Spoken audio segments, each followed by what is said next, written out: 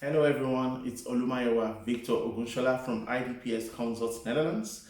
iDPS means I diagnose and proffer solutions. Today I've got something very interesting for everyone, whether you're an industry professional or you're an entrepreneur or perhaps you're a student in any university in the world. This video should be very interesting for you.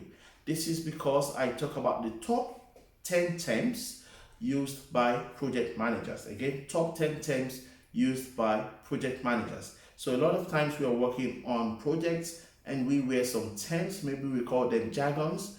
What do they mean? So I talk about top 10 terms. Let's start with the first one, and that's the WBS. WBS. This simply means the work breakdown structure. Firstly, I'd like to inform us that the work breakdown structure defines the scope of the project. When you get information about the work breakdown structure, then you know about the scope of the project. The work breakdown structure, WBS, is deliverables oriented. Also, the work breakdown structure is hierarchical in nature as it breaks down the work involved in the entire project into different component parts. That's WBS, guys, work breakdown structure. I said top 10 terms used by project managers. The next one would be milestones. These are the different points on the schedule involved in the project. Significant points, let me not just say different points. Significant points in time of the project or during an event of the project. Most times these are represented by black diamonds on graphs. That's the milestone. Most times when the project team is able to meet a milestone on time, on budget, or within the scope, this calls for celebration. The project manager and the project team members can indeed celebrate. Let's look at term number 3, which is baseline. This tells us if a project will be successful or it will fail. Of course, there will be changes in the project. Changes can happen with respect to time, with respect to cost, or with respect to quality. When these changes happen, the project manager has to contact the change control board to approve these changes, and therefore the project has to be re-baseline. So that's what a baseline is. Let's look at term number 4, because I already explained WBS, work breakdown structure, and then I explained milestones, and then I explained baseline. Let's look at term number 4, which is triple constraint. Yeah? This is a bit controversial because it's triple constraint, which means 3. However, this is 4. So this is time, yeah, scope, and cost. Yeah.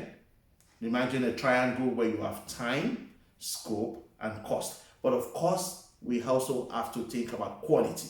So anytime change occurs in the project, the changes are already happening based on time, based on the scope, based on the cost, or based on the quality. So this is very important, and that's why we call them triple constraint. But maybe I say four constraints, because we have time, scope, cost, and quality. Anytime a project manager is reporting to the change control board, that report has to be based on time, scope, cost, or quality. Okay, that was the 4th step. Let's look at the 5th step, project life cycle. Maybe you hear that anytime you're working on a project. The PMI, Project Management Institute, explains the project life cycle in 5 steps. They talk about the initiating phase. Then they talk about the planning phase. Then they talk about monitoring and controlling phase. Then they talk about execution phase, and they talk about completion phase. That's from the Project Management Institute. However, I'd like to talk about project life cycle as 4 phases, where you have the define phase, that could be the initiating phase, where you have the planning phase as well, and then you go to the execution phase, that's the implementation phase, action on the plans, and then you have completion. But I say all through the project life cycle, we have to monitor and control. That was term number 5, project life cycle. Term number 6, Gantt chart. What is a Gantt chart? This is a tool that we use in project management. It's a graphical display of schedule. Okay, it helps you to identify the dates, the duration for each activities, and the deliverables for those activities. That's what the Gantt chart is. It's a very useful tool when we work on projects. Term number 7, stakeholders. Maybe you hear that. Who are the project stakeholders? These are individuals or groups that are interested in the project. Yeah, they may be interested in the project product, project service, or the result of the project, the outcome of the project. Yeah? Some of them have got high influence on the project. Some of them have got high interest on the project. Some of them have got maybe low influence or low interest on the project. It is the responsibility of the project manager and the project team to make sure that the stakeholders are well managed. Yeah, stakeholders.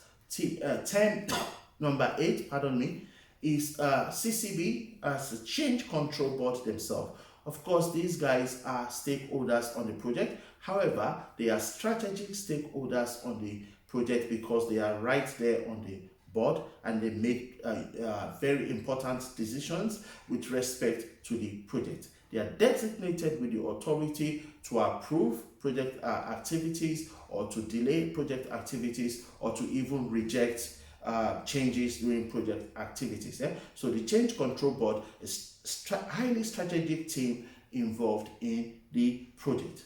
I think that was 8 already. Term number 9 used in project management would be change management. Okay, let's not confuse change management with managing change. When we talk about change management, is project management plan to control the scope of the project. Yeah, let's control the scope of the project so that as we execute the project, we remain within scope. So this is about who does what, when do they do it, how do they do it, where do they do it. Yeah, that's change management. But when we talk about managing change, consultants are brought in into the project to identify the need for change and to ensure that every stakeholder, everybody from the project team is carried along with this change. And the last term that I'd like to talk about today is risk mitigation. Yeah, not risk management. Risk management is a plan. But when we talk about risk mitigation, it's about identifying possible risk that could occur in the project even at the beginning of the project. Before we start the project, we identify this risk. It could also be that this risk is identified when we are already working on project activities. But it's not just good enough to identify this risk. Yeah? How do we mitigate this risk? How do we avoid this risk? We have to come up with a risk response strategy so that if this risk will happen, then we can respond. With this risk mitigation as well, we are looking at the likelihood that the risk will happen, and if it happens, what will be the impact. But most importantly, we have to have a risk response strategy whenever the risk happens. Ladies and gentlemen, that was top 10 terms project managers use. So if you work on a project, you would hear about these things: WBS, milestones, baseline, project lifecycle, triple constraint, stakeholders, change control board, CCB, change management, risk mitigation, Gantt chart. You will hear about all these things, but I've just explained them all in this video. I hope you find this useful. Of course, you know that I'd like to hear from you. So please give this video a thumbs up on YouTube if you learned something new, or please go to the comment section on YouTube and let's know what you think, or let's know how we can serve you better. Also, you can go to our website, www.idpsconsults.com.